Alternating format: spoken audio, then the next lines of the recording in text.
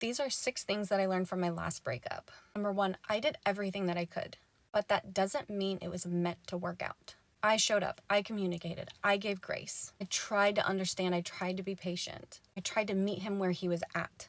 Relationships require 2 people investing equally, and he couldn't meet me there.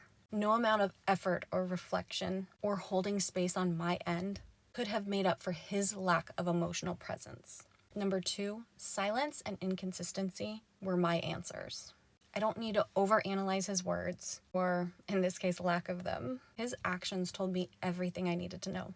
The distance, the avoidance, the silence, that was my answer. If someone can disappear in a difficult moment instead of communicating, that's not just a bad habit.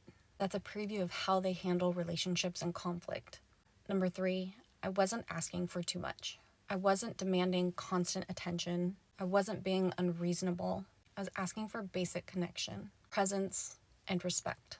And the fact that he made me question if my needs were too much. That's proof that he wasn't capable of meeting them. Number 4, I can't fix someone else's wounds. His betrayal wound, his avoidance, his inability to communicate, those weren't mine to fix. I could have twisted myself 1,000 different ways to try to make it work.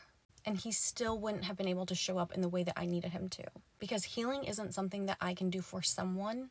It's a choice they have to make for themselves. Number 5, the right relationship won't make me feel like this. The right man won't make me feel like I'm constantly waiting, guessing, or justifying my needs. The right relationship will be steady, consistent, and safe. Not something I have to fight for. Love shouldn't feel like an uphill battle. And number 6, I don't need closure from him because I gave it to myself. I'm not waiting for validation. I'm not waiting for an apology because that door is closed. Because I know what I deserve.